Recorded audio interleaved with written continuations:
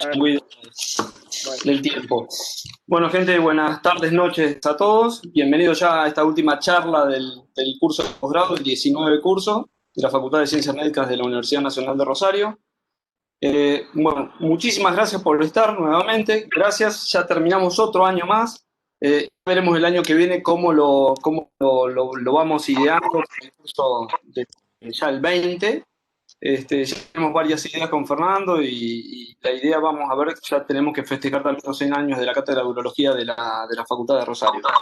Vamos a hacer varias cosas. Les recuerdo a todos los que si hicieron, pagaron y mandaron sus mails en tiempo y forma después de cada charla, antes del 20 van a recibir por mail el examen del curso y antes del 30 va a estar ya la respuesta para poder emitir las certificaciones y la facultad nos permite hacer eso. Así que les pido a todos que manden otra vez los presentes del día de hoy y ya después en base a los cómputos, porque tienen que tener el 70% de los presentes para poder emitir ya el examen. Así que bueno, Jorge, bienvenido seas. El doctor Jorge Jaunarena es el invitado de esta noche. Él es médico urólogo, trabaja en el Centro de Urología de Buenos Aires, en el Fleming. Este, Gracias por venir, gracias por aceptar la invitación. Fue una recomendación del doctor Luis Montes de Oca, así que esperemos contigo. Y la idea que hoy Jorge nos hable sobre el cáncer de vejiga no músculo invasor. Vamos a ver qué novedades tenemos del tratamiento. Y él nos hizo llegar a todos por WhatsApp, por mail, ya se lo mandé a todos los grupos posibles, una encuesta que, bueno, vamos a ver cómo lo podemos ir desarrollando cada tema que fue tocando Jorge. Así que Jorge, gracias por aceptar, bienvenido seas, y ya cuando quiera podemos empezar la charla. Bueno, muchísimas gracias Fabián, gracias por la presentación. Buenas tardes a todos, es un honor poder estar con ustedes acá. Y bueno, voy a pasar a compartirles la pantalla, así podemos empezar la charla.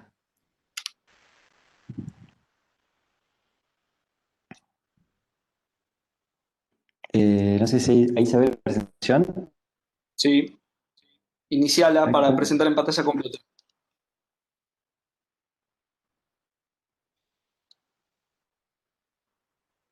Ahí estamos.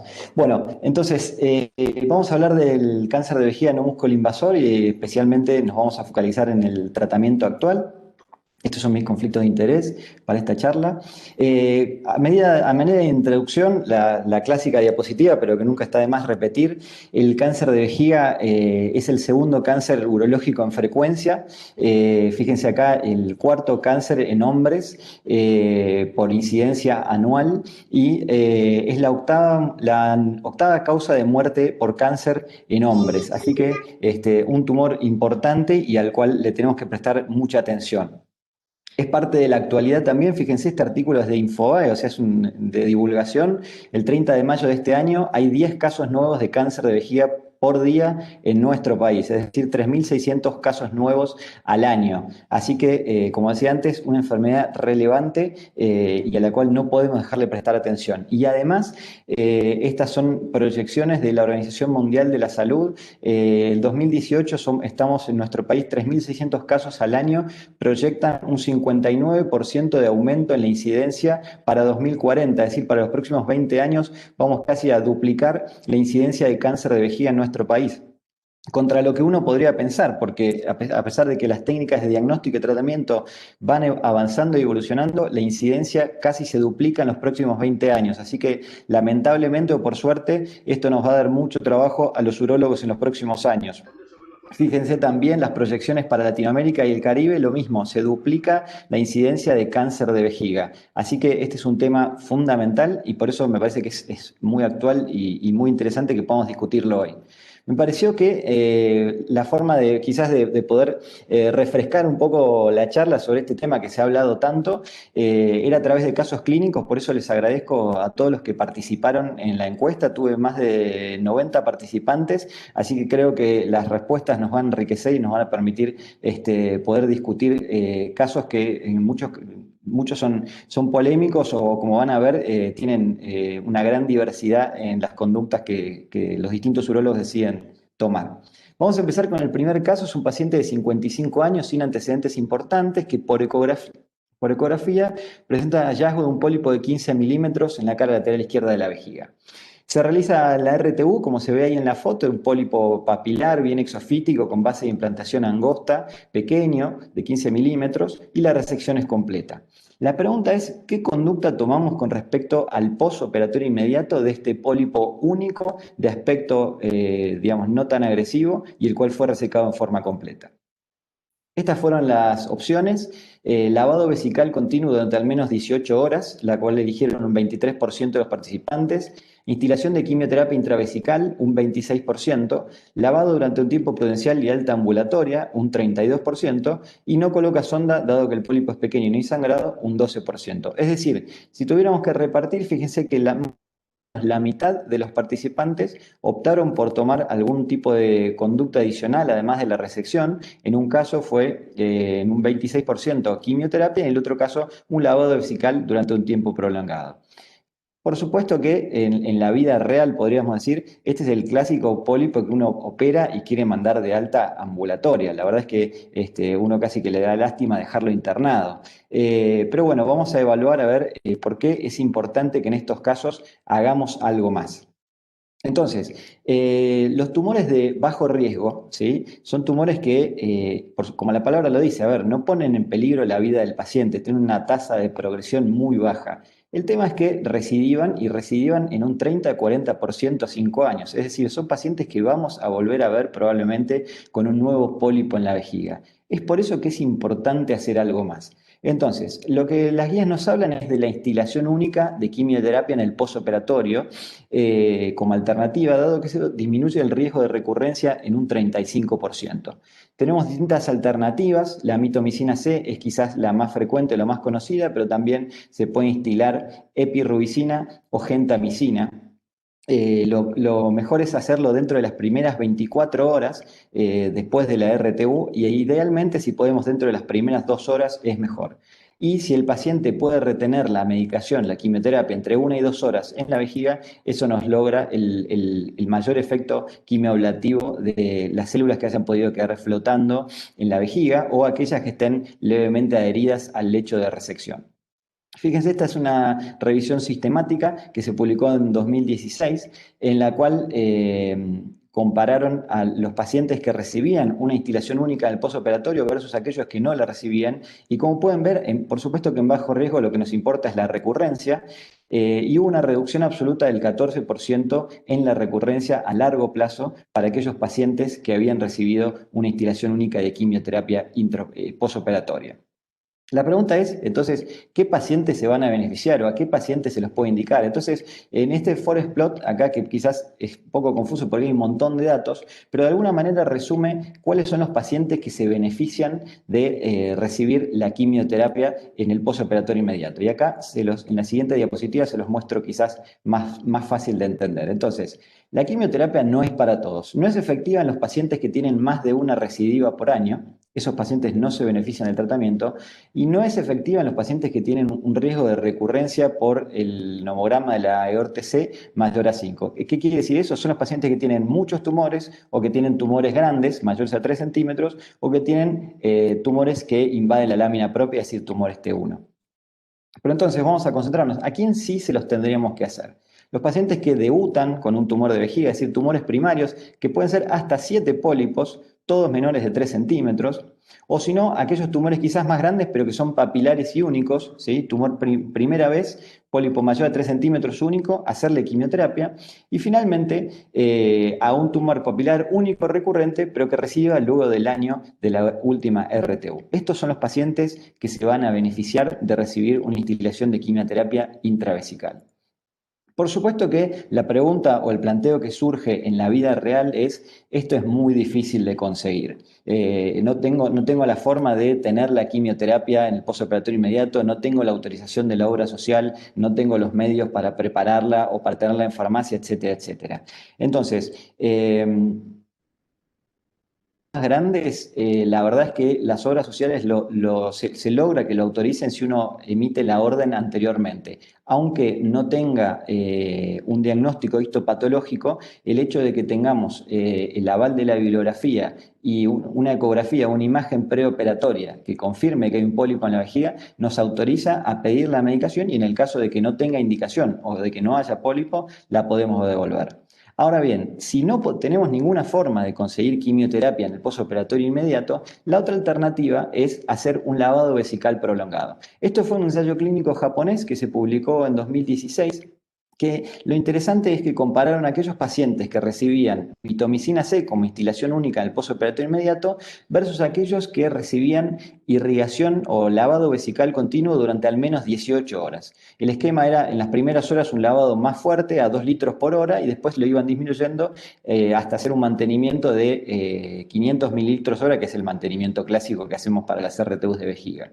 Lo que encontraron estos autores es que la evolución y mejor dicho, la recurrencia de los pacientes era igual tanto para los que recibían mitomicina como para los que recibían lavado vesical continuo. Es decir, que si no contamos con la quimioterapia, ofrecerle al paciente un lavado vesical durante un tiempo mayor puede ayudarnos a evitar recurrencias. Y en realidad el razonamiento parece lógico. Si evitamos que esas células que típicamente quedan flotando dentro de la vejiga después de una resección, si evitamos que esas células se implanten, vamos a lograr evitar recurrencias. Y en general, las primeras horas son las más importantes porque esas células que quedan flotando todavía son viables y entonces pueden implantarse de vuelta en la vejiga. Pasadas las 18 horas, como lo muestra este trabajo, ya la posibilidad de que esas células se implanten no es tan alta, entonces por eso ya no hace falta más lavado. Pero, así que alternativas para pacientes con tumores de bajo riesgo, quimioterapia o lavado vesical. Vamos a pasar no sé si quizás si tiene alguien del auditorio que quiera hacer algún comentario o alguna opinión sobre este primer caso, creo que puede ser No, interesante la discusión porque de la charla. sí. ¿Cómo? Perdón, Fabián, no entendí bien. Continúa con la charla y al final hacemos todas las preguntas, ¿sí? Perfecto, dale, buenísimo. Fabián, perdón, ¿me permitís, Fabián? Sí, Lelio. Yo creo que sería bueno, a lo mejor, si hay tiempo, ¿no es cierto?, hacer un pequeño debate de cada caso, porque después cuando lleguemos al último no nos vamos a acordar del primero y no sé, le propongo eso al orador, ¿qué prefiere él? A mí me gustaría que No, se abriera un pequeño debate, 2 o 3 preguntas y comentarios en base a la experiencia de cada uno, pero bueno, lo que pasa es que como él decida. no, lo que yo veo, Lelio, es que por ahí algunos casos son semejantes en cuanto a lo que uno puede ir discutiendo y va sacando después las conclusiones en base a lo que vos vas hablando. Este caso puede ser algo especial y podés preguntar algo solo. Si no, no se va a hacer. Termine toda la charla y después hacemos todas las preguntas, Lelio. Sí, bueno, entonces me dejás un pequeño comentario, Jorge. Dale. Sí, por favor. Sí, sí. Lo que llamó la atención y no es explicable es el aumento de la incidencia que vos decís en los próximos 20 años, debido a que se ha restringido mucho en todo el mundo el hábito de fumar. A qué atribuís vos ese aumento prospectivo de la incidencia en los tumores no invasivos? Eh, la verdad, a mí me llamó mucho la atención el dato y no, realmente coincido con vos, no le encuentro una explicación lógica. Es verdad lo que decís, la verdad es que uno pensaría que esto va a tender a disminuir, pero la verdad es que las estadísticas a veces nos terminan mostrando lo contrario. Eh, no tengo una respuesta, lamentablemente. La Está bien. presentación no hay mucho de disparo de este mismo tema, y él puso incluso de que se ha visto en el mundo la baja del hábito de fumar tanto en hombres como en mujeres, pero se mantiene o incluso aumenta la incidencia de cáncer de vejiga no músculo invasor. Se cree que más que todo por la mayor edad que alcanza la gente. Puede ser. Bien, o sea, se cree que por la mayor incidencia a los 80 años, hay más gente que llega a 80 años, por lo tanto, mayor probabilidad de que haya tumores incidentales. Bien. Y yo creo, Jorge, y a todos, que digamos, el gran secreto en el tratamiento de estos tumores, como el que vos mostraste, es la RTU radical. Mirá, casualmente la semana pasada recibo un paciente que había sido resecado hace y a los 2 meses le pide una ecografía y está el tumor en el mismo lugar. Eso fue una pseudorecidiva. Y el paciente estaba en tratamiento con BCG. O sea que yo creo que la RTU radical hecha hasta el músculo profundo es la base y el secreto del tratamiento de estos tumores, ¿no es cierto? De todas maneras, yo, sí, no, te voy a decir lo que yo hago. Yo en un caso así elimino los factores predisponentes, hice una RTU radical, no le doy ningún tratamiento y veo que alrededor del 60% en 5 años no recibió nunca más. O sea, no sé si es común que uno se dedique a hacer quimioterapia en el postoperatorio. Yo no lo he hecho nunca, pero bueno, lo que vos decís es real. Y lo del lavado continuo también estoy de acuerdo, porque a veces uno deja algún tumor que sangra, se tapa la sonda y eso contribuye también a aumentar la residuo. Nada más, ese era el único comentario. Listo, Jorge, Bueno, continúa así y seguimos con toda la charla. Vamos. muchas gracias. Bueno, pasamos al segundo caso. Se trata de un paciente de 67 años, tiene antecedente de una RTU de vejiga hace 10 meses, un pólipo único de 10 milímetros, TA de bajo grado. No recibió tratamiento adicional y tuvo una cistoscopía a los 3 meses normal. Al ser un paciente de bajo riesgo, la siguiente cistoscopía sería a los 12 meses. Sin embargo, por hematuria, estamos en el mes 10, se realiza una nueva cistoscopía y una RTU de vejiga. Se resecan en forma completa 2 pólipos de 5 y 15 milímetros de aspecto papilar y base de implantación angosta. La anatomía nuevamente informa TA de bajo grado. La pregunta es, ¿qué conducta tomamos en estos casos? Las opciones fueron citoscopía en 3 meses, interpretando que se trataría, interpretándolo como un paciente nuevamente de bajo riesgo, al cual hacemos una citoscopía en 3 meses y vemos cómo continuar. Inducción y mantenimiento con BCG durante 1 año, inducción y mantenimiento con quimioterapia intravesical durante 1 año, RTU de vejiga o instilación de quimioterapia intravesical en el postoperatorio inmediato. Entonces, acá tienen lo que votaron. Fíjense que más del 50% votó o inducción y mantenimiento con BCG en rojo o inducción y mantenimiento con quimioterapia intravesical durante 1 año. El resto, algunos votaron instilación de quimioterapia intravesical o cistoscopía en 3 meses, es decir, una conducta expectante. Entonces, en este caso, la idea fue plantear lo que es la reclasificación de los tumores de bajo riesgo cuando reciban dentro del año. Entonces, esta es la clasificación de riesgo de la Asociación Europea de Urología, ¿sí? Y fíjense que los tumores de bajo riesgo son aquellos primarios, solitarios, TA de bajo grado, menores a 3 centímetros, sin carcinoma in situ. Los tumores de alto riesgo son los que ven ahí, T1, alto grado, carcinoma in situ o múltiples recidivantes y grandes, y dejan en riesgo intermedio todo lo demás. Lo práctico o lo bueno que tiene la clasificación europea es que nos simplifica mucho, porque si tenemos T1 o si tenemos alto grado, ya sabemos que es de alto riesgo. Que quizás ahora vamos a ver la clasificación americana, a veces en eso nos embarra un poco la cancha. Pero entonces, en este caso, fíjense que el paciente tenía un tumor TA, perdón, 2 tumores TA, pero recibió a los 10 meses de la cirugía inicial. Entonces, ya no estamos frente a un bajo riesgo, estamos en un riesgo intermedio. Entonces, en riesgo intermedio, la idea va a ser justamente, como decíamos en el primer caso, ofrecerle al paciente algo más para evitar más que nada el riesgo de recurrencia de la enfermedad. En este caso, fíjense, hay algunas diferencias con la clasificación americana que les mencionaba recién. Acá la diferencia es que, por ejemplo, los T1 de bajo grado serían de riesgo intermedio y después los TA de alto grado, menores a 3 centímetros, también serían de riesgo intermedio. Esto a veces, como les decía, a veces puede ser medio confuso. Quizás la europea nos facilita más al poner tanto los alto grado como los T1 dentro de la clasificación de alto riesgo.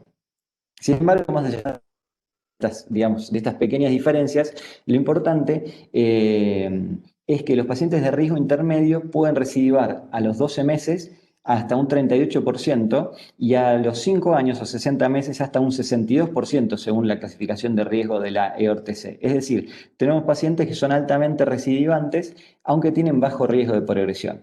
Por eso el tratamiento va a ser ofrecerles algo más que la RTU. Esto es típico y seguramente ustedes en la clínica se habrán encontrado pacientes que vienen con múltiples resecciones de tumores TA de bajo grado y lo que todos tendemos a hacer es a minimizarlos. Entonces, paciente que se resecó una, dos, tres, cuatro veces, siempre fueron tumores TA de bajo grado. Muchas veces son tumores chiquititos que están dispersos a lo largo de la vejiga y la interpretación es que como son TA de bajo grado serían de bajo riesgo y por lo tanto no se les ofrece más tratamiento. Y bueno, acá creo que es importante entonces tener presente esta reclasificación y saber que cuando el TA de bajo grado recidiva ya pasa a riesgo intermedio y entonces la idea es ofrecerle mayor tratamiento. Por lo tanto, en realidad las opciones que planteaban o inducción de BCG o inducción y mantenimiento con quimioterapia o instilación de quimioterapia intravesical, en realidad las tres son correctas. La idea sería ofrecerle instilación de quimioterapia intravesical y además inducción y mantenimiento, ya sea con BCG o quimioterapia durante 12 meses. Esto sabemos que, por un lado, la importancia de la instilación posoperatoria única, bueno, nos va a disminuir casi un 10% el riesgo de recurrencia a 3 años.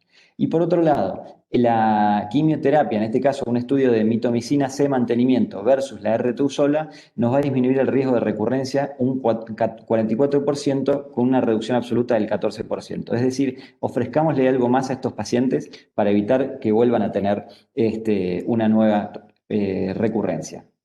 Y la pregunta es, ¿por qué las guías aceptan tanto BCG o quimioterapia? Fíjese que fue lo que pasó en la encuesta. De ese 50% que le ofrecería tratamiento adicional, la mitad fue por BCG y la mitad por quimioterapia. Entonces, en esto podemos decir que la BCG quizás tiene una ligera ventaja en cuanto a que tiene menor recurrencia que mitomicina C, pero la contracara es que tiene mayor toxicidad. Y por otro lado, hay alguna discusión respecto a si BCG disminuye la progresión, lo cual no está demostrado por completo.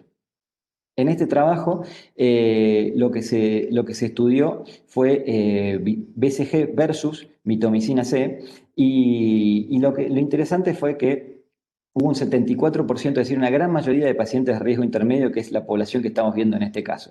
Fíjense que BCG fue claramente superior en cuanto al tiempo a la primera recurrencia versus mitomicina C, es decir, los pacientes que recibieron quimioterapia recibieron antes, pero la salvedad que hacen los autores, que es fundamental, es que BCG solamente es mejor que mitomicina cuando hacemos mantenimiento, es decir, la inducción por 6 semanas sola se queda corta. Si queremos hacer BCG, necesitamos hacer inducción y mantenimiento a los 3, 6 y 12 meses. Y eso tiene que ver con la inmunogenicidad de la BCG, es decir, la inmunoterapia mediada por BCG logra su efecto en la medida en que activa la respuesta citotóxica a nivel de la vejiga. Y para eso necesitamos de la constancia, de la permanencia en el tratamiento para aumentar esa inmunogenicidad y lograr que el paciente responda al tratamiento. Así que importante entonces BCG, inducción y mantenimiento para lograr esa disminución en la recurrencia. Y acá también, en este metaanálisis que se publica este año, lo interesante, fíjense, es que lo que les mencionaba recién, cuando analizamos solamente inducción, son iguales o mitomicina es mejor. Ahora, en la parte de abajo, cuando vemos mantenimiento, fíjense, la mayoría de los trabajos dieron a favor de al riesgo de recurrencia versus mitomicina, dado que la BCG tiene una mejor respuesta. Entonces, a propósito de esto, este año el International Bladder Cancer Group, el IBCG, hizo algunas recomendaciones para tener en cuenta respecto de si elegir en un paciente BCG o quimioterapia. Entonces, ¿qué criterios utilizar para el riesgo intermedio? Ver el número y tamaño de los tumores, ver la recurrencia y la cantidad de recurrencias por año y si el paciente recibió ya algún tratamiento previo. Entonces, cuando el paciente no tiene ninguno de estos tres factores de riesgo, en riesgo intermedio podemos hacer solamente una instilación de quimioterapia perioperatoria y es suficiente. Ahora, cuando el paciente tiene uno o dos factores, BCG o quimioterapia durante un año de mantenimiento está bien. Si el paciente tiene tres o más factores, es decir, es un poco, digamos, sentido común o lógica, pero si vemos que tiene muchos tumores, que son más grandes, que ya recibió tratamientos y que sigue recibiendo en riesgo intermedio, entonces ofrezcámosle al paciente BCG, que es con lo que vamos a tener mejores resultados. algunos tips que recomiendan también las guías para optimizar el efecto de la mitomicina C en estos pacientes, ¿sí? Bueno, la dosis es 40 miligramos, que creo que es lo que todos utilizamos habitualmente, es decir, acá en Argentina vienen 2 ampollas de 20. Muchas veces tenemos la costumbre de hacer diluciones grandes, pero si podemos hacerla más concentrada, la medicación, al estar más concentrada en la vejiga, va a funcionar mejor. Vaciar adecuadamente la vejiga antes de instilar para que el paciente pueda retener más tiempo la medicación. Alcalinizar la orina, lo cual aumenta el efecto de la mitomicina. Deshidratar, es decir, decirle al paciente que las 4 horas previas y que las 4 horas posteriores no tome líquido para que produzca menos orina, y tratar de contener la orina durante al menos 2 horas para maximizar el efecto de la mitomicina. Estos pueden ser elementos que nos ayuden a mejorar los resultados en el tratamiento con quimioterapia de mantenimiento.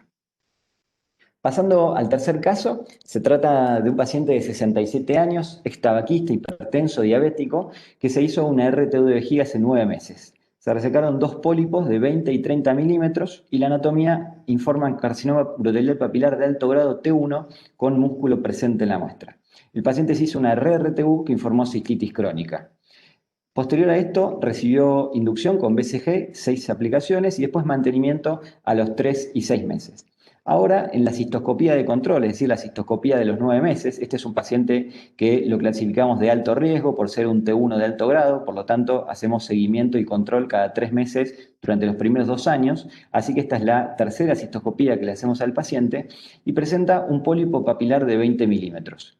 La anatomía patológica posterior a la RTU informa carcinoma uroterial papilar de bajo grado, T1, con músculos libres de lesión.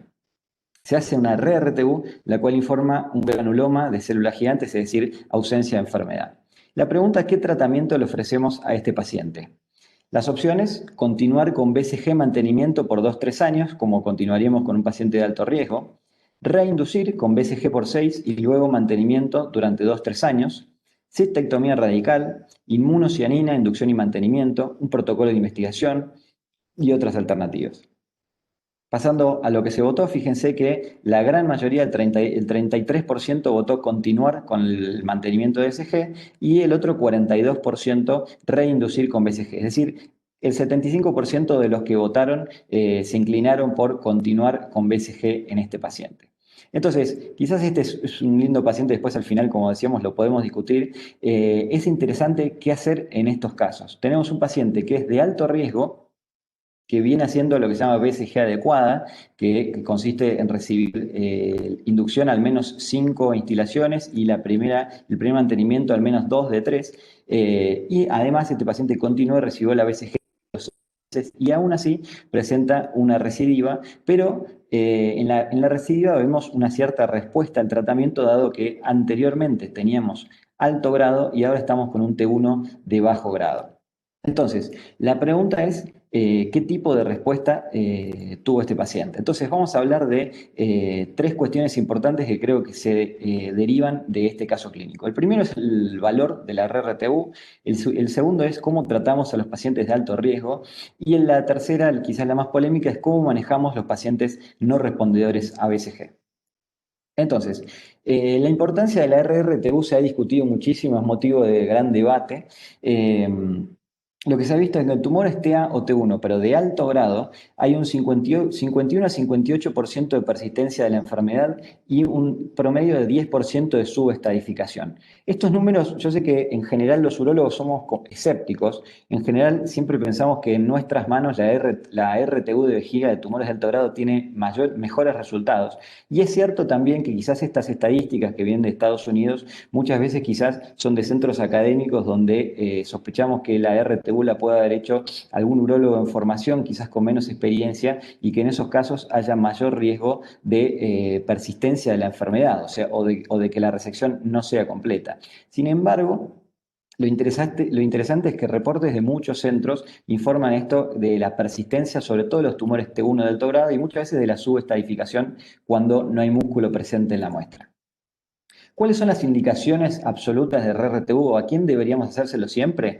Se lo deberíamos hacer siempre a los pacientes que se hicieron una RTU incompleta o a aquellos pacientes que no tienen detrusor en la muestra. Lo único que queda excluido acá son los pacientes TA de bajo grado, como el primer caso, o los pacientes con carcinoma in situ primario. Pero a la gran mayoría de los pacientes, es decir, deberíamos tener detrusor en la muestra, dado que eso está demostrado que es un indicador de calidad y nos habla de que es una RTU bien realizada. Entonces, lo ideal sería que siempre tratemos de que en todas nuestras RTUs el patólogo nos informe músculo detrusor en la muestra. Esas dos son las indicaciones absolutas. Las guías también incluyen tumores T1 y o tumores de alto grado. Y acá es donde entra justamente la discusión que mencionaba recién, por lo cual últimamente consejos de expertos han dicho que si, aunque sea un T1 de alto grado, en manos experimentadas y si hay detrusor en la muestra, se podría evitar o no sería excluyente hacer la RRTU. Sin embargo, tenemos que tener en cuenta, por más que experiencia que tengamos, que la RRTU tiene varios beneficios que están demostrados. Por un lado, tiene un aumento en la supervivencia libre de enfermedad, tiene una disminución en la progresión y una mejor supervivencia global, mejora los resultados o la respuesta a BCG, tiene valor pronóstico, dado que si la RRTU es negativa, sabemos que ese paciente tiene mucho mejor pronóstico que si la RRTU es positiva, es decir, si hay tumor en la RRTU. Y además, estos resultados beneficiosos en cuanto a progresión, supervivencia y respuesta a BCG se observan especialmente si lo hacemos dentro de los 42 días de la primera RTU. Es decir, el consenso es que las primeras 6 semanas son el momento clave para hacer la RRTU y asegurarnos de que el paciente quede libre de enfermedad. Pasando al segundo punto de este caso clínico, tenemos la discusión de qué es el alto riesgo, ¿no? O por qué llamamos a estos tumores, que habitualmente son los T1 G3, los T1 de alto grado, ¿por qué los llamamos de alto riesgo? Y esto tiene que ver con la recurrencia, la progresión y la mortalidad. Son de alto riesgo porque son altamente recurrentes. Fíjense que a 5 años la gran mayoría de los pacientes van a tener una recidiva del 46 al 78%. Son tumores agresivos, un 20% puede progresar a 5 años, es decir, convertirse en músculo invasores. Y finalmente, un 11% puede ser mortal. Es decir, son tumores para no subestimar y pacientes para seguir de cerca. Este es el esquema de seguimiento para los pacientes de alto riesgo. Estos son los primeros 6 meses, ¿sí? Y acá lo que quise hacer hincapié, por un lado, bueno, los tiempos, ¿sí? La RTU, entre 4 y 6 semanas para hacer la RRTU de vejiga. Y en general, el tiempo que se deja pasar antes de iniciar la BCG son entre 2 y 3 semanas. Y a partir de ahí, iniciar la inducción por 6 aplicaciones. Y en esto es importante porque en general, no sé si a ustedes les pasa, pero por lo menos a mí me ha pasado muchas veces, uno tiene confusión, no le queda claro cómo contar los tiempos. Es decir, ¿cuándo le hago la cistoscopía? ¿Cuándo le hago la próxima instilación de BCG? Tomo como parámetro la primera RTU, la segunda RTU, la inducción con BCG. Entonces, en esto está bueno ordenarnos. La cistoscopía de control va a ser a 3 meses de la RRTU, que fue la última cirugía o la última endoscopía que le hicimos al paciente. El mantenimiento va a ser a los 3 meses de la inducción. Y acá casi que se nos pegan. O sea, estamos terminando la inducción a 6 semanas de la RRTU. Un poco más, quizás a 2 meses de la RRTU. Entonces, terminada la inducción, va a pasar 1 mes nada más y ya vamos a estar a tiempo de hacer la cistoscopía y Papa Nicolau o citología urinaria por ser un tumor de alto riesgo. Y posterior a eso, ya vamos a estar a 3 meses, es decir, terminada la inducción pasan 6 semanas y ya estamos a 3 meses de la primera dosis de mantenimiento. ¿Y por qué esto es importante? Porque lo que suele pasar, y este año seguramente a todos nos pasó con la pandemia, es que estos pacientes se nos empiezan a demorar en lo que es el seguimiento. Entonces, la cistoscopía que debería ser a los 3 meses, muchas veces nos cae a los 4, a los 5 o a los 6, y el mantenimiento, que la primera dosis de mantenimiento que debería ser a los 3 meses, nos termina cayendo a los 4, a los 5 o a los 6, o quizás más tarde. Entonces, ¿cuál es el problema con esto? Que esto nos va a disminuir el efecto o la eficacia de la BCG.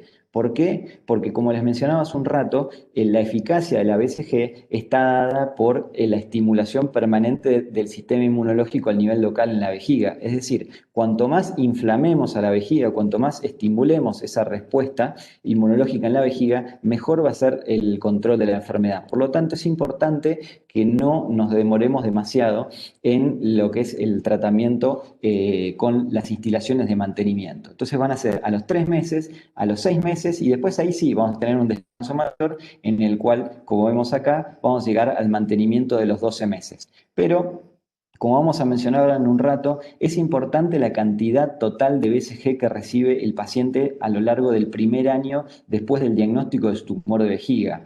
Y este año salió, seguramente les sonará, el Trial Nimbus, en el cual vieron que disminuir la cantidad de BCG que recibe un paciente durante el primer año disminuye la respuesta al tratamiento o aumenta las recurrencias en pacientes con tumores de alto riesgo. Y lo que vieron, ahora lo vamos a ver la diapositiva más adelante, pero los pacientes del Nimbus que recibieron, en vez de 15 instilaciones el primer año, recibieron 9, tuvieron una mayor tasa de recidiva. Por lo tanto, va a ser importante que tratemos de ajustarnos a este esquema que es intensivo, que es cansador a veces tanto para el médico como para el paciente, y seamos sobre todo estrictos en las primeras dosis de inducción y mantenimiento, que son las que nos van a aumentar las chances de éxito en el tratamiento. Este es el trabajo que quizás hayan visto, el famoso trabajo de Odense sobre reducción de dosis en pacientes que recibieron 1 año o 3 años de mantenimiento con BCG y pacientes que recibieron 1/3 de dosis o dosis completa. Lo interesante de este trabajo, que es complejo de analizar, pero lo más importante es que las recomendaciones que salen, que son las que todos estamos de acuerdo, que es que a los pacientes de riesgo intermedio les tenemos que hacer 12 meses de BCG, es decir, inducción y mantenimiento a los 3, a los 6 y a los 12, y a los pacientes de riesgo intermedio le tenemos que hacer dosis completa durante 3 años, si es posible, dado que eso es lo que más nos va a disminuir las chances de recurrencia de la enfermedad. Este trabajo no encontró diferencia para lo que es la tasa de progresión o, digamos, no encontró un efecto significativo para la progresión con BCG, pero sí la recurrencia disminuyó significativamente en aquellos pacientes de alto riesgo que recibieron dosis completa con el mantenimiento prolongado hasta 3 años. Y finalmente, pasando al tercer punto interesante de este caso clínico que mencionábamos al principio, ¿cómo manejamos la recidiva post-BCG? En esta diapositiva incluí algunas palabras en inglés porque es lo que habitualmente leemos y creo que es importante que tengamos un consenso en cómo nombramos los distintos estadios clínicos y las distintas situaciones que puede tener un paciente que fracasa la BCG o que recidiva. Y que desde el último consenso, que fue en 2015-2016, conocemos como pacientes que son no respondedores o unresponsive. Entonces, dentro de lo que son los pacientes no respondedores, incluimos a 2 grupos que son más o menos parecidos. Por un lado, lo que antes como refractarios o refractory, que son aquellos tumores de alto grado que se encuentran a los 6 meses de inducción y mantenimiento con BCG, y lo que son los recidivados o recurrent, que son aquellos que aparecen dentro de los 6 meses posteriores a la última instilación. Entonces, esto es importante porque estamos hablando de situaciones distintas en cuanto al momento de aparición. Quizás, si se acuerdan la diapositiva que habíamos mostrado anteriormente, en la cual veíamos, acá está, nuestro esquema con BCG. Entonces, los pacientes refractarios son aquellos que presenten tumores T1 de alto grado dentro de los primeros 6 meses. Y los pacientes recidivados son aquellos que quizás fuera de esos 6 meses presentan recurrencia de un tumor T1 de alto grado. Y esos 2 grupos son los que vamos a considerar unresponsive o no respondedores. Y lo que el consenso de cáncer de vejiga también dictaminó es que es fundamental que estos pacientes hayan recibido BCG adecuada, la cual, como les mencionaba antes, se define como 5+2, es decir, 5 de 6 instilaciones de inducción y al menos 2 de 3 del primer mantenimiento. Por supuesto que, en realidad, detrás de esto también es importante que tengamos presente que la BCG va a ser adecuada si además continuamos después el mantenimiento. Es decir, si el paciente solamente recibe inducción y un primer mantenimiento y después no continúa por supuesto que, como veíamos anteriormente, pacientes que reciban menos BCG tienen más chance de recidiva. Por lo tanto, si bien siempre nos concentramos en ese 5+2, en realidad la BCG va a ser adecuada en la medida que el paciente continúe el mantenimiento e idealmente lo continúe hasta los 3 años.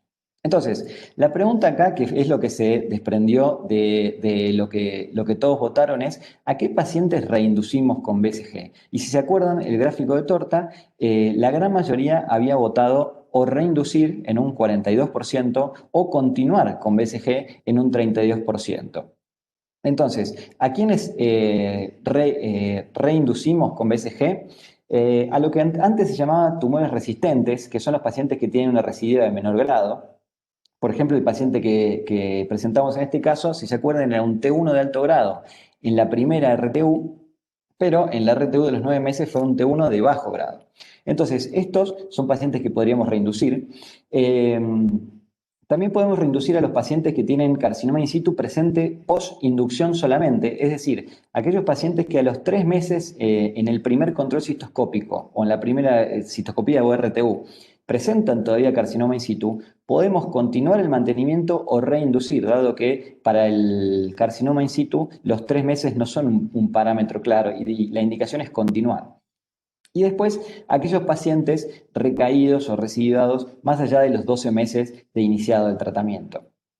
Y acá quizás es interesante porque se plantea el debate. Este paciente tiene una recidiva T1, no es de alto grado, que es lo que habitualmente me mencionan las guías como el factor principal, digamos, por el cual deberíamos intensificar el tratamiento o pasar de BCG a otra cosa, pero no es de alto grado, pero es T1. Entonces, a veces están como estas suspicacias de las guías o estos grises, ¿no? Donde uno podría decir, la enfermedad no es de alto grado en esta recidiva, pero sí es un tumor agresivo, es un tumor T1. Entonces, lo correcto en este caso sería hacer una reinducción de BCG, pero teniendo en cuenta que realmente este paciente cayó dentro del primer año. Entonces, saber que si lo vamos a reinducir, estamos con un paciente de muy alto riesgo ya. Es un paciente que lo tenemos que seguir muy de cerca y ante la mínima variación o ante la mínima falta de respuesta vamos a tener que avanzar en el tratamiento porque quizás con BCG no nos está alcanzando. Entonces, lo que quiero decir con esto es que muchas veces si nos quedamos solamente con la definición y decimos, bueno, pasaron 9 meses, estamos fuera de ese periodo de 6 meses en el cual consideraríamos no respondedor, bajó el grado, es decir, pareciera que las cosas van mejorando, sin embargo, no nos olvidemos que es una recidiva con un tumor T1 dentro del primer año de tratamiento, así que podemos reinducir, pero es un paciente de riesgo, es un paciente que tenemos que seguir de cerca para que no se nos vaya de las manos. Y saber que en los pacientes no respondedores, el tratamiento de elección, y hasta ahora esto es lo único, digamos, lo único que tenemos, o mejor dicho, el gold estándar es la cistectomía temprana. Esta es una revisión sistemática que se publicó este año, donde hay varios trabajos que compararon la cistectomía temprana versus la cistectomía diferida. El único que es prospectivo es el trabajo de Herr, que es un trabajo viejo, ya de 2001, pero en el cual fíjense que la supervivencia cáncer específica a 10 años fue claramente superior para los pacientes que recibieron cistectomía temprana en T1 de alto grado versus aquellos en los cuales la cistectomía fue diferida, casi un 40% de diferencia en supervivencia cáncer específica con una P estadísticamente significativa. Y por otro lado, trabajos más recientes, como pueden ver en la tabla de la derecha, pero que ya son series retrospectivas, fíjense que por supuesto todos los pacientes que se hicieron cistectomía temprana tuvieron un beneficio en supervivencia cáncer específica comparados con aquellos pacientes que recibieron la cistectomía más tardíamente. Por lo tanto, pacientes no respondedores, el gold estándar es la cistectomía y cuanto antes la hagamos, mayor supervivencia cáncer específica vamos a tener. Y si no queremos o no podemos, o si el paciente, que por supuesto va a ser el primero en que se va a quejar, si no podemos hacer una cistectomía radical, ¿qué tenemos para ofrecerle al paciente? Entonces, esta es una revisión sistemática que se publicó este año también acerca de lo que se llaman los tratamientos preservadores de vejiga para tumores no músculo invasores. estamos acostumbrados quizás a escuchar la terapia del tratamiento conservador para tumores musculoinvasores, pero existe también la terapia conservadora de vejiga para los no musculoinvasores, que son justamente en el caso de que sean pacientes no respondedores. Y entonces, acá lo interesante, si bien esta revisión sistemática tiene 800.000 tratamientos y alternativas diferentes, que no quise traer a colación porque me pareció que no nos iba a servir. Tiene muchísimas alternativas distintas, pero lo que me parece que es interesante es la diferencia que estos autores encontraron entre aquellos pacientes con carcinoma in situ o sin carcinoma in situ o tumores solamente papilares. Entonces, aquellos pacientes que hicieron conservación de la vejiga con terapias alternativas a BCG y tenían carcinoma in situ, fíjense que la mediana libre de recurrencia a 12 meses fue del 17% y a 24 meses todos los pacientes habían recidivado. Mientras que los pacientes con tumores papilares que hicieron tratamientos conservadores de la vejiga tuvieron un 44% de libres de recurrencia a 12 meses y ya sí un 10% de libres de recurrencia a 24 meses. Es decir, no tenemos ningún tratamiento bueno para los pacientes no respondedores. Como ustedes pueden ver, la gran mayoría van a recidivar rápidamente y por eso lo que mencionaba al principio en la diapositiva anterior, son pacientes que no podemos correr de atrás, tenemos que hacer la cistectomía rápidamente si no queremos que progresen y se conviertan en músculo invasores o metastásicos. Esta otra revisión que se publica también este año en las clínicas urológicas norteamericanas, me pareció interesante destacar distintas terapias de combinación para pacientes no respondedores. Entonces, estos son los cuatro tratamientos que tuvieron mejor respuesta para pacientes no respondedores a BCG. Son cosas que habitualmente quizás nosotros no estamos habituados, no sé, ustedes, yo por lo menos, tratamientos que nunca he realizado, pero quizás es importante que pongamos sobre la mesa, dado que nos pueden dar una alternativa terapéutica en estos pacientes que son de difícil manejo. Entonces, como alternativas en este trabajo, hablan de la BCG asociada a interferón, la inmunoterapia cuádruple, la cual incluye interferón, BCG y otras citoquinas, la terapia de combinación con gemcitabina y mitomicina y la terapia de combinación con gemcitabina y docetaxel. Y quizás me gustaría llamar la atención sobre estos últimos dos, que quizás son los que podríamos tener más accesibles en nuestro medio, ¿sí? Dado que son tratamientos relativamente baratos de quimioterapia intravesical, pero combinada y secuencial. Fíjense que comparado con lo que veíamos anteriormente en la revisión sistemática, fíjense que la combinación sobre todo de gemcitabina y docetaxel tuvo un 24-60% de pacientes libres de enfermedad a 2 años, lo cual con los pésimos resultados que suele haber en este grupo, me parece que son números interesantes. Este es el trabajo justamente de Steinberg que habla de la combinación secuencial de gemcitabina y docetaxel. Es secuencial porque lo que hay que hacer es instilar primero la gemcitabina, se deja la gemcitabina dentro de la vejiga durante 2 horas, posteriormente se vacía la vejiga y se instila el docetaxel. Y lo que ocurre es que la gemcitabina lo que hace es sensibilizar el urotelio al efecto del docetaxel y por eso la sumatoria de los dos tratamientos termina siendo más efectiva para estos pacientes. Entonces, en esta cohorte retrospectiva multicéntrica, donde si ustedes ven los nombres, están todos los popes del cáncer de vejiga, con 276 pacientes, la supervivencia libre de enfermedad a 1 año fue del 60% y a los 2 años fue del 46%. Es decir, para estos pacientes que son pacientes no respondedores de muy difícil tratamiento, creo que son números interesantes, son cosas que quizás a veces no les llevamos el apunte esperando tratamientos más modernos y quizás más rimbombantes, pero esto que no es difícil de hacer ni es difícil de conseguir, puede ser una alternativa interesante para pacientes no respondedores a BCG. Y finalmente, también tenemos la posibilidad para estos pacientes de ofrecerles ensayos clínicos. Este es un ensayo clínico de nivolumab para pacientes recidivados, pero que no sean no respondedores. Entonces, fíjense, como está marcado en rojo ahí abajo a la izquierda, son pacientes con tumores de alto riesgo que no sean considerados no respondedores a BCG, por lo tanto, no pueden haber tenido una recidiva de carcinoma in situ dentro de los 12 meses o no pueden tener un alto grado o T1 dentro de los 6 meses, dentro de los 6 primeros meses. Si estamos fuera de ese rango, le podemos ofrecer al paciente entrar en este ensayo clínico que tenemos disponible tanto en el Centro de Urología como en el Instituto Fleming, en el cual se randomiza a los pacientes a recibir BCG y nivolumab o BCG y placebo durante 3 años. ¿Por qué estaríamos avalados a hacer esto? Porque son pacientes que estamos justamente reinduciendo, es decir, el estándar en estos casos, en pacientes que no son no respondedores, es poder hacer una reinducción con BCG, y lo interesante acá es que estamos ofreciendo una combinación en la cual damos BCG y nivolumab para ver si ese agregado de inmunoterapia puede mejorar la respuesta de estos pacientes. Vamos a pasar al cuarto caso clínico. Acá se trata de un caso de carcinoma in situ, ¿sí? Es un paciente de 55 años, tabaquista activo, fumó toda la vida. Se hace una RTU de vejiga por microhematuria y disuria, síntomas quizás clásicos de carcinoma in situ, con una ecografía normal. La vejiga tiene lesiones eritematosas planas, placas de 2 a 3 centímetros cada una en fondo, cara derecha, techo y trígono. Las lesiones se resecan en su totalidad y la anatomía patológica informa un carcinoma in situ en todas las muestras. El paciente recibe BCG inducción por 6. A los 3 meses una nueva RTU que, como les contaba hace un rato, informa carcinoma in situ, pero en estos casos estamos avalados a continuar el tratamiento. Por eso es que el paciente recibe mantenimiento a los 3 meses y se realiza una nueva RTU de control a los 6, la cual informa granuloma tipo cuerpo extraño, que son los que solemos ver en los pacientes que ya vienen recibiendo BCG. El paciente continúa su tratamiento, recibe mantenimiento a los 6 meses y después a los 12 meses.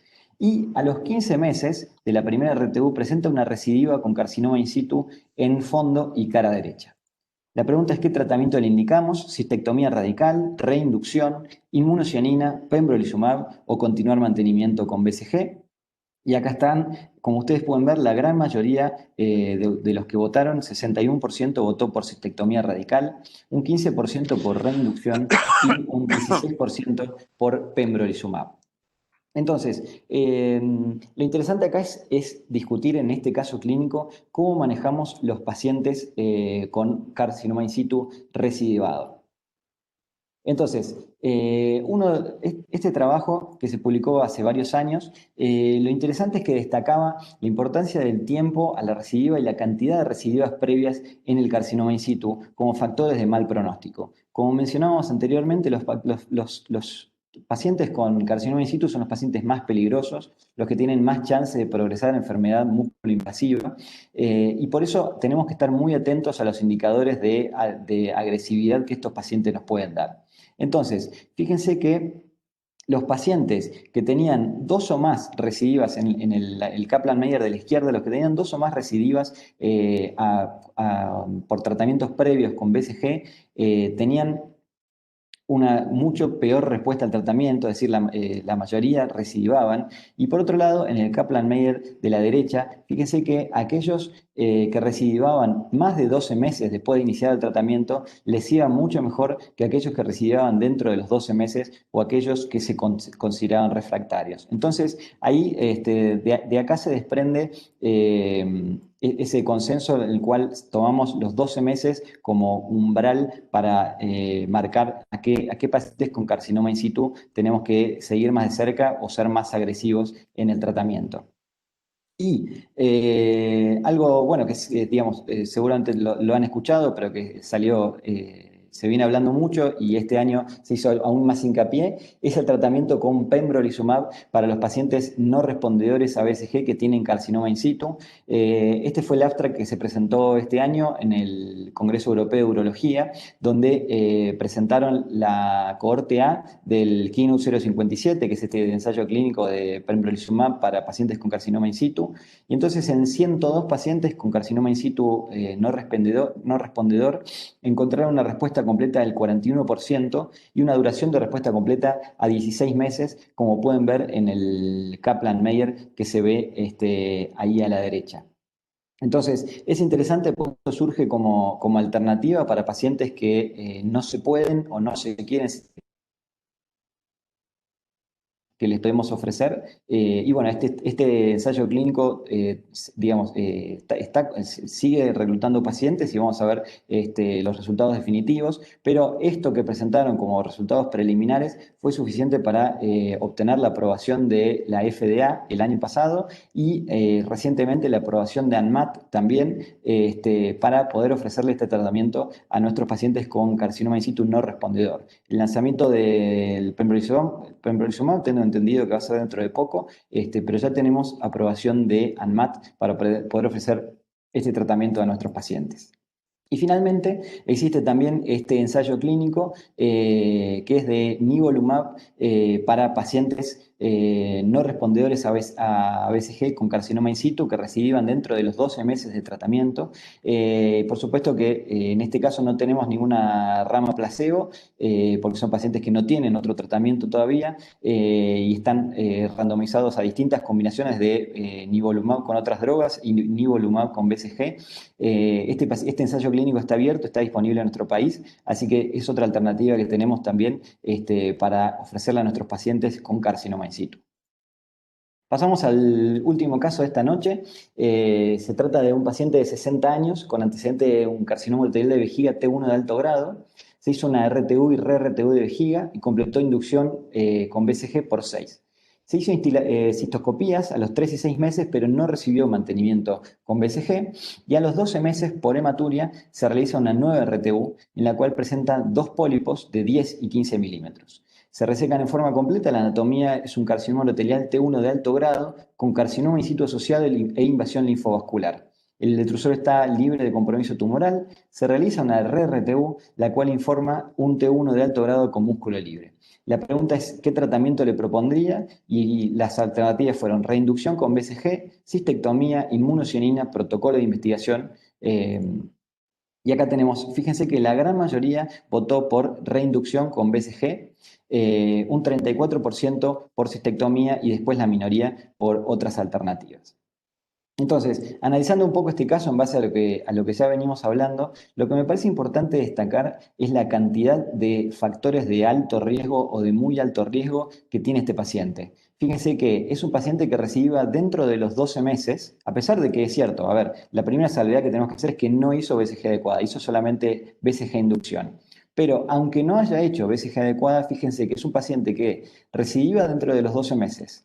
La recidiva es T1 de alto grado y tiene carcinoma in situ asociado, lo cual es un factor de muy mal pronóstico. Y además tiene invasión linfovascular y una re-RTU positiva, es decir, tiene todos los factores de alto riesgo para pensar que si lo reinducimos probablemente estemos exponiéndonos a un riesgo de una recidiva o progresión importante. Hablábamos hace un rato de la cistectomía temprana. En esta revisión que se publicó en el 2018 en Nature, un factor interesante era el tema de la invasión linfovascular. Entonces, fíjense cómo la invasión linfovascular, en este caso, la equiparan a lo que son las variantes histológicas, que son tan interesantes en el cáncer de vejiga, y a los pacientes con invasión linfovascular muchas veces los deriva de parasitectomía radical como un factor de gran agresividad. Y fíjense acá, en esta tabla de la derecha, me parece interesante destacar cuáles son los factores de riesgo más importantes para progresión. La invasión linfovascular, fíjense que aumenta muchísimo, el hazard ratio promedio es casi de 3, y como ustedes pueden ver, o sea, es uno de los factores de mayor riesgo de progresión. El carcinoma in situ también, la falta de tratamiento con BCG, el tamaño mayor de 3 centímetros y el estadio T1B o T1C, si es que el patólogo lo informa. Estos 5 indicadores de progresión son importantes y les tenemos que prestar mucha atención para pensar que es un paciente que tenemos que mandar a cistectomía, como el ejemplo que mostramos acá. Este es el trial Nimbus, que era lo que hablábamos recién, teniendo en cuenta que este paciente recibió solamente inducción, como mencionábamos antes. En este ensayo clínico lo que hicieron fue darle menos BCG a los pacientes en el primer año. SF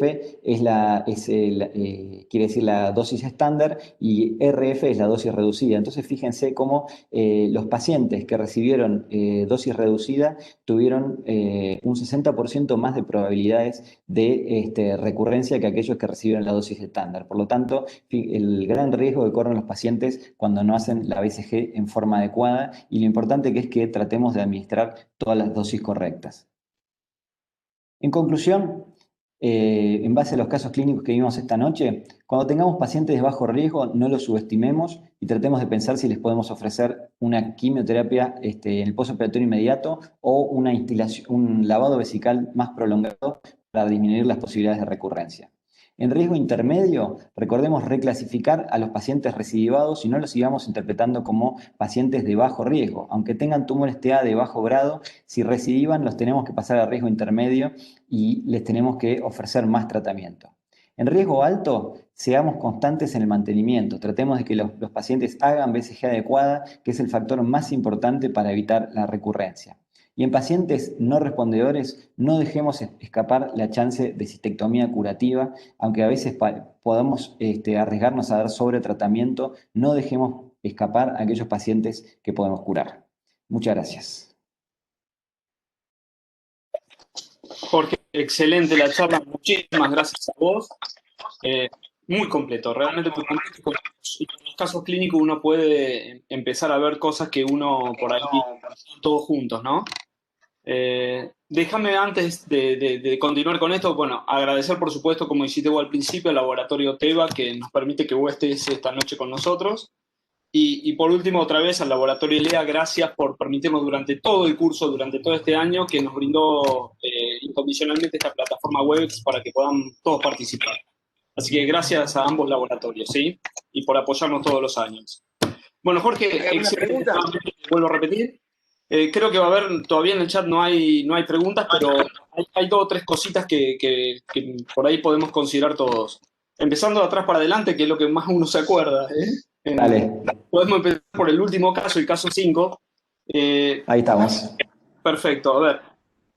Lo dijiste claramente, o sea, hay factores que son de muy alto riesgo, que esa clasificación de muy alto riesgo la tienen los europeos. Ellos clasifican el bajo, el intermedio, el alto y el muy alto riesgo. Y la recomendación de ellos también la tienen los americanos y la ponen, digamos, dentro del alto riesgo.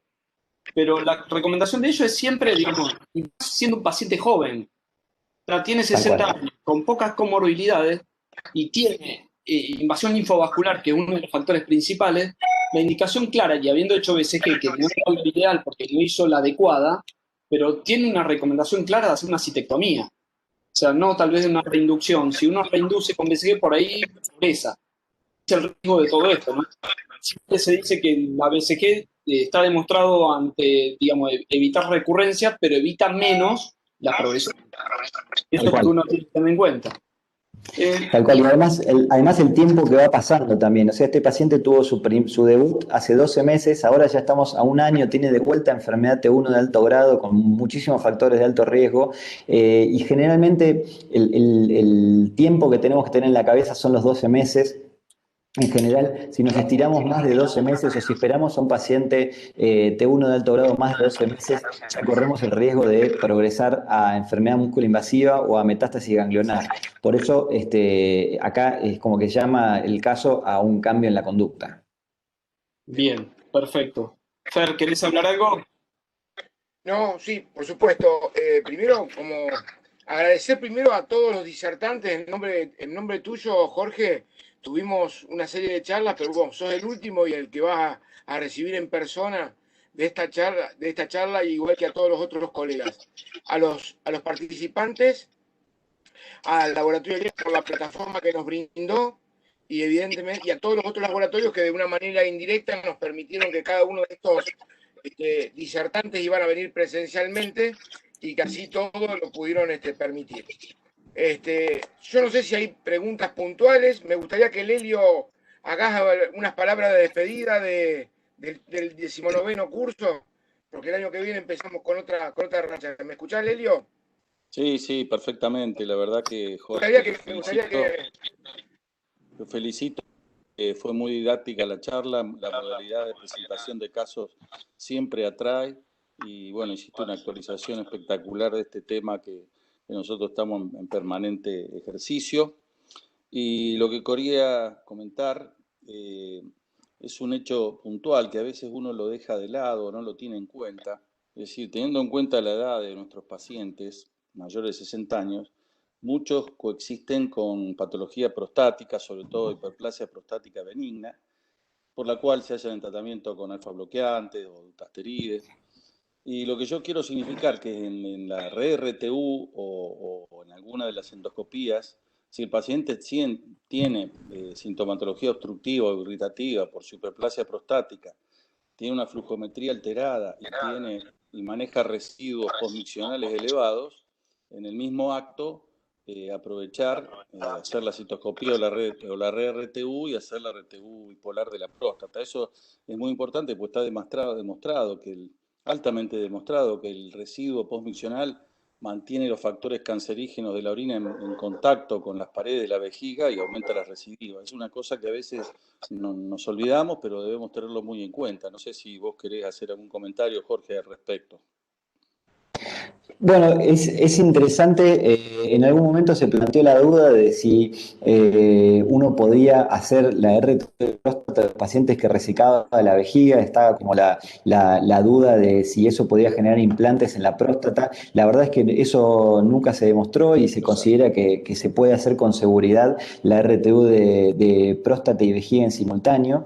Y algo también que es interesante para pacientes, sobre todo a veces con tumores grandes, es la posibilidad de al mismo tiempo que uno reseca vejiga y próstata, poder hacer una hemostasia con láser, que muchas veces utilizamos para la próstata. Es un elemento que muchas veces nos puede ayudar a tener también un buen control de la hemostasia en la RTU y prevenir sangrados posoperatorios. Así que son combinaciones interesantes que me parece que tenemos que explorar. El uso del láser tanto para la próstata como la vejiga, para optimizar el control de la hemostasia, y por otro lado, por supuesto que también para poder ofrecerles una muy buena desobstrucción a los pacientes. Perfecto. Bien, perfecto, Jorge.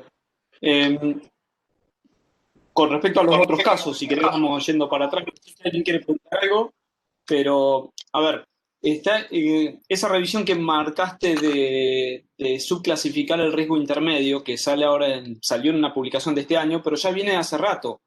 Viene del 2014 y este hombre Kamat, que es el encargado de hacer las guías americanas, ya lo había propuesto antes, y eso es interesante porque en base a esos 4 factores de riesgo que él toma, que el tamaño del tumor, el número de recurrencia y el tiempo a la recurrencia, y el número ante la recurrencia, si es menor, si es claro, más de uno, perdón, menor de uno o más de uno, si es menos de 12 meses o más de 12 meses. Eso implica, digamos, para ver si le podemos hacer mitomicina o si le hacemos BCG un año, que esa es la idea del intermedio. Ahora, siempre me queda una pregunta, porque estamos todos de acuerdo con que la BCG adecuada es por lo menos 5 de la inducción y 2 del mantenimiento, la regla del 5-2. Pero si yo hago una RTU y a los 3 meses tengo que hacer el control citoscópico, y al mes más o menos empezamos a hacer la BCG, la inducción, la próxima BCG me va a tocar después del primer control citoscópico. El mantenimiento me va a tocar después del primer control. O sea, si ahí me reciba en una citoscopia, yo veo un pólipo, veo un tumor vesical, todavía no hizo la BCG adecuada, no hizo los 2 de mantenimiento. Tal cual. O sea, no sé si queda bien hacerlo ahí o hay que esperar a hacer las 2 de mantenimiento para recién ahí decir, bueno, no fue adecuada la BCG.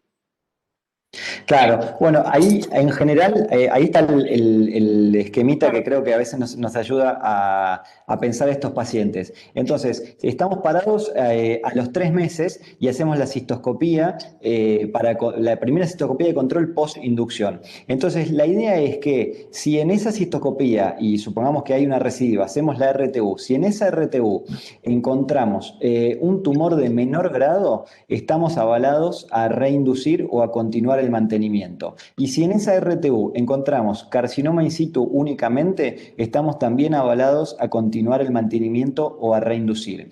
Ahora, Si en esa RTU de los 3 meses encontramos tumor T1 de alto grado, ahí estamos frente a lo que nombrábamos como pacientes refractarios, no respondedores, que son pacientes de muy mal pronóstico. Entonces, ya en esa situación tenemos que cambiar de tratamiento. Sí, Jorge, Ese es un paciente...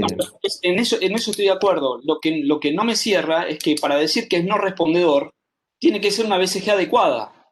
Y BCG adecuada Claro, pero es cuando hiciste el primer mantenimiento, las 2 dosis del primer mantenimiento. Esa es la realidad. es la única excepción. Es la única excepción. Creo que no me acuerdo dónde lo había puesto. La única excepción a la definición de BCG adecuada es el T1 de alto grado de los 3 meses. Ahí ya es cierto que no recibió BCG adecuada, pero el hecho de tener el T1 de alto grado ahí nos permite, digamos, obviar el hecho de que no haya recibido BCG adecuada. Estoy tratando de Buscar. encontrar la tablita que la tenía por ahí, pero digamos, es el único caso en el que el paciente, como vos decís, no recibió BCG adecuada. No sé si estaba más atrás, Más no lo atrás. encuentro. Pero tenía incluso una, mirá, Situación. ahí, la tenía, ya, justamente porque hay un montón de trabajos que Camat publicó ese año y que digamos, después publicó y refritó 10.000 veces porque es un tipo que no para de publicar. Pero justamente ese era el caso de que se considera el refractario, aunque no recibió BCG adecuada. No sé, ahí están viendo la diapo que estoy viendo. Sí. Que es este es del que publica Camate en 2016 en el Journal of Clinical Oncology. Y entonces los refractarios es cualquier, es el primero que dice ahí. Entonces, enfermedad persistente de alto grado de los 6 meses con BCG adecuada, pero también incluye cualquier estadio o grado que progresa a los 3 meses después de la BCG. Estos son, digamos, los que definen como refractarios no respondebles a pesar de no haber recibido. Bien. No, yo siempre digo porque, es más, uno no sabe si esperar a hacer los 2 dosis de mantenimiento para hacer la citoscopía, porque casi coinciden, son 2 o 3 semanas la diferencia. No es mucha Tal la cual. diferencia. Entonces, esperar esas 2 dosis o hacerla previamente. Ahora, si la hizo previamente, no fue adecuada la BCG. Entonces, ahí está la cuestión de qué hacer, ¿no?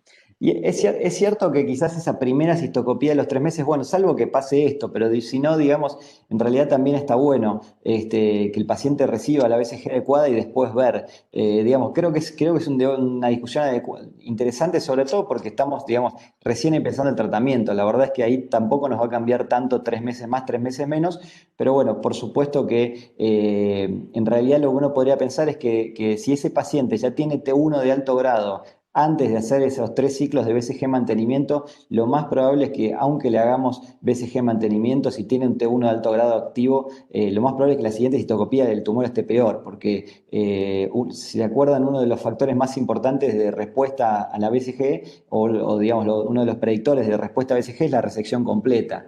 Entonces, si A estamos pensando ese escenario en que el paciente ya tiene el tumor de T1 de alto grado puesto cuando recibe la BCG, probablemente sea un paciente que ande mal. digo porque tengo un caso así. Es más, tuvo un T1 de alto grado, enorme, multicéntrico, o sea, toda la vejiga tomada. Se hace una RTU, se vuelve a hacer la RTU, vuelve otra vez el T1 de alto grado, hace los 6 ciclos de BCG, le hago una citoscopia, 2 imágenes muy pequeñas en fondo vesical, pero muy pequeñas, que parecen incluso no invasoras. ¿Está? Claro. A ver, si me viene un T1 de alto grado, ¿qué hago? ¿Nuevamente inducción con BCG o ya le planteo directamente? Claro, Me parece que esa es la tendría. cuestión. Y el paciente está con que la operación no la quiere hacer, ¿eh? Él quiere Claro, salvar su claro. vejiga a toda costa. Por eso la pregunta también, ¿no? Digamos, siendo sumamente estrictos, me parece que estás con un paciente refractario que tenemos que cambiar de tratamiento. Después es cierto que en la discusión con el paciente está toda la riqueza o el arte del cáncer de vejiga, ¿no? Porque la verdad es que sí. Yo creo que, a ver, me parece que mientras estés dentro del año, estás en una situación de seguridad. El problema es cuando entramos en ese chicle en que empezamos me ha pasado, tengo una paciente ahora muy parecida, una paciente más grande que la verdad que me daba pena ofrecerle la cistectomía temprana, una señora, digamos, con un montón de problemas, ¿viste? Esos pacientes que uno dice, no, además le tengo que seguir de hacer la cistectomía, espera un poco más, y bueno, la fui bancando, y la verdad es que el tumor progresó. Así que me parece que son pacientes que Ahora, tenemos si que tener me, mucho cuidado. porque si me viene un tumor que, digamos, es un T1 de bajo grado o TA, ¿bien? Ahí sí le ofrecen nuevamente la BCG. Sí, ¿Eh? sí. Si no es T1 de alto grado, le haría reinducción, sí. Me parece que tenés todo el aval para hacerlo. Si él si no operara, ya, digamos, yo no sabía que ANMAT ya lo había probado el pembrolizumab acá en Argentina. Sabía que estaba, Sí, estaba autorizado por FDA, digamos, pero no acá. está autorizado, está aprobado por ANMAT y el laboratorio está por hacer el lanzamiento dentro de muy poco. Así que eso seguramente en cualquier momento se va a empezar a publicitar. El tema es que tendría que tener carcinoma in situ para que lo puedas meter en Claro. Pembro. Si no tiene carcinoma in situ, no va a No dará poder, no va a indicación, estar. exactamente. No. Bien. Otro Excelente. comentario, Sí, Jorge, ¿me permitís otro comentario? sí, por favor. Quería comentar y ver tu opinión, así como ya hablaba de la patología prostática coexistente, es cómo evaluás la presencia de un tumor de la vía excretora en estos pacientes que muchas veces uno se olvida, se circunscribe solamente a su patología vesical, olvidándonos que bueno, hay un 15% alrededor que pueden coexistir con tumores de la vía excretora. Ni hablar de esos pacientes que le hacemos un control endoscópico en intratratamiento, no encontramos nada en la vejiga y persiste con hematuria, que sería una indicación. Pero en el que no tiene hematuria, ¿cómo lo evaluás? Anualmente? ¿Le haces una tomografía con Sí. contraste? ¿Cómo manejás estos pacientes? Tumores de alto riesgo, deberíamos. G es Gustavo Villoldo. Si tuviera que apostar, diría que es Imaginé, Gustavo Villoldo, te vi la cara, por eso me imaginé. porque es uno de los que va a hacer el lanzamiento. Así que por eso me imagino que tiene la data.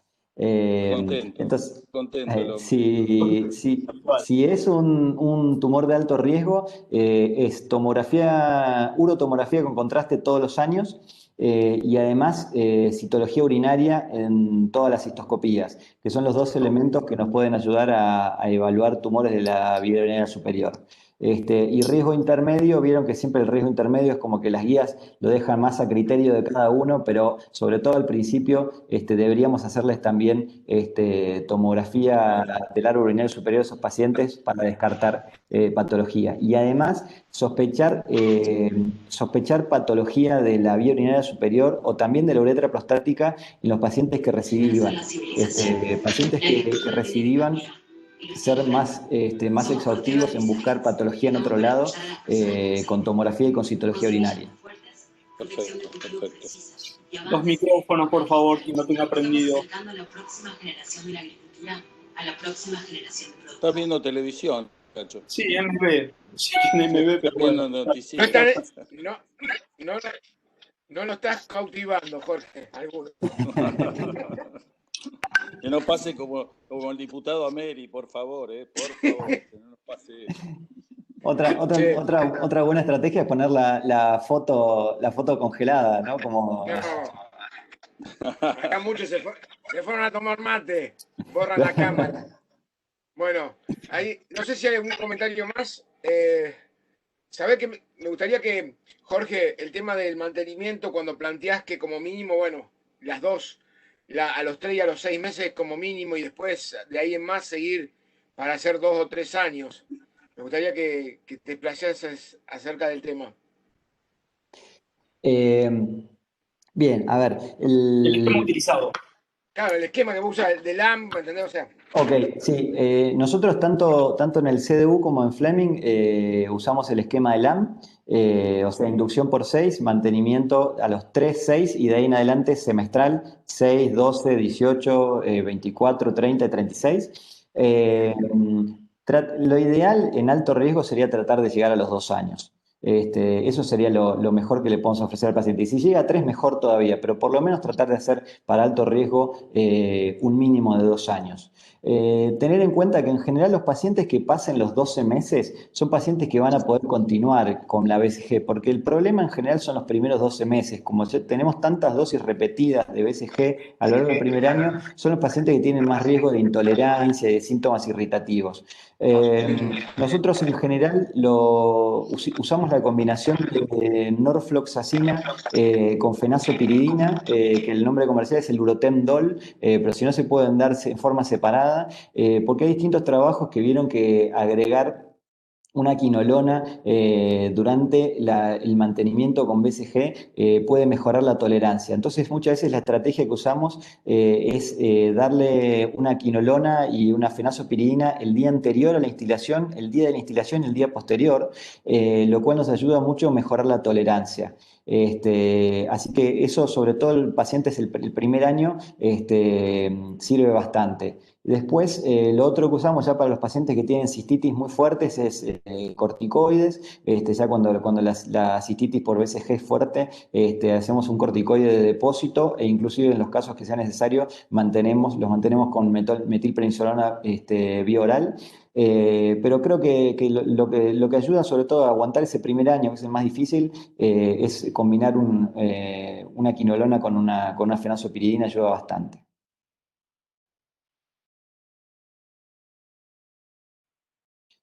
No te escucho, Fernando.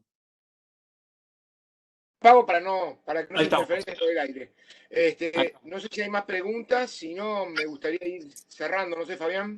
Sí, no hay más nada, ya estamos. ¿Bien? Bueno, Bueno, entonces, gente, muchísimas gracias por Jorge, primero por participar, por estar nuevamente. A todo el público, gracias nuevamente por acompañarnos. Y esperemos que el año próximo estén ahí al pie del cañón para que podamos continuar con ya el 20º curso de posgrado.